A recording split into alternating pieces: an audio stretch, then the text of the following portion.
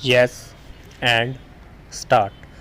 We are lucky in having this centenary of the posts and telegraphs soon after having celebrated the centenary of the Indian Railways. It is on occasions like this that one gets an opportunity of looking back and assessing the past achievement and also planning for the future. It is indeed gratifying that these important occasions have synchronized with our 5-year plan. You will agree that correct stock taking is the essential prerequisite of sound planning, and I do not think anything could make for sounder planning in the field of posts and telegraphs than the celebration of this centenary and organizing this exhibition. In the context of scientific progress and amenities of modern life, we are accustomed to think of India as a young country. The fact that we became masters of our affairs at home only 6 years ago tends to confirm this impression.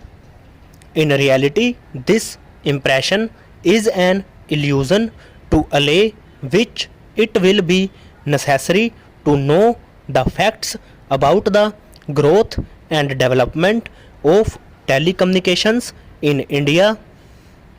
100 years ago, telegraph lines began to radiate from Calcutta, which was then India's capital. Actually, the beginning had been made in this direction 14 years earlier in 1839 when an Englishman, Dr. Smith, completed on his own and without official assistance about 21 miles of telegraphic line proceeding from Calcutta in the direction of Diamond Harbour. It was, however, in 1851 that the first telegraph line to carry traffic was constructed between Calcutta and Diamond Harbour. The next 2 years may be said to be a period of experimentation. Towards the end of 1853, the experimental stage ended and countrywide expansion of telegraphic traffic was planned. The first line to be taken in hand was between Calcutta and Agra in November 1853. Since then, our telegraph services have gone on expanding in all directions. There are not many countries in the world which could trace back the history of their channels of communications so far back. From the very beginning, these services were government owned, and it is now recognized that the Indian Posts and Telegraphs is the oldest government owned public utility in the world. It is a fact of which we can all be legitimately proud. The Indian Posts and Telegraphs Department for its great strides since the pre-mutiny. Since independence, great progress has been made in the field of posts and telegraphs. In this development, the village and not merely the city was the target of concentration. Thousands of new posts offices have been set up in the countryside so that today every village with a population of 2000 or above has a post office. The communication ministry's target is to bring the post office within 3 miles of every Indian, irrespective of the remoteness of his village. In other fields, namely those of telephone, wireless communication, etc., progress has been equally commendable. Telephone exchanges are being automatized so as to do away with manual exchanges. Automatic exchanges are already working in several places like Delhi, Bombay, Madras, etc. In Calcutta too it has started working. The next places to be taken up are Lucknow, Patna, Jaipur, Ajmer, Gwalior and Coimbatore.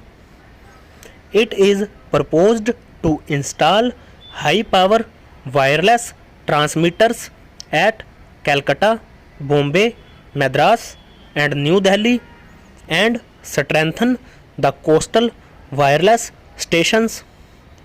The all-round expansion of the wireless network will cost rupees 57 lakh. The Indian Telephone Industries factory at Bangalore has already started supplying automatic exchange equipment. A telephone cable factory is in the offing at Chittaranjan and a teleprinter factory is proposed to be set up soon. This record of progress is indeed very satisfactory. Nevertheless, quite a lot has yet to be achieved. I am glad that the Posts and Telegraphs is conscious of this fact and does not propose to rest on its oars. It is concentrating on its 5-year plan, of which expansion and modernization are the slogans. In the plan, rupees 48 crore are earmarked for capital outlay. The objectives of the development plan include the opening of a telegraph office in every town of 5,000 or more, in every sub-divisional headquarter and in every thana or police station irrespective of its size. Every district headquarter and every town of the 30,000 or more will have a telephone exchange by this year.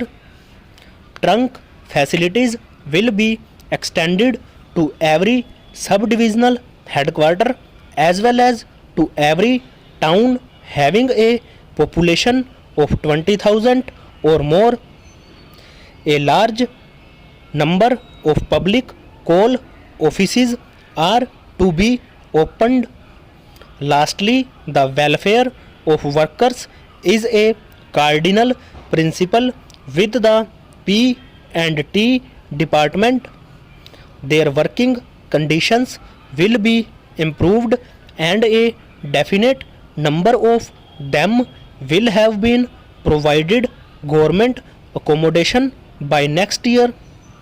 About the importance of modern communications, nothing much need be said, for the telegraph, the telephone and the wireless, which have ended time and distance, are the principal characteristics of the present age. Over.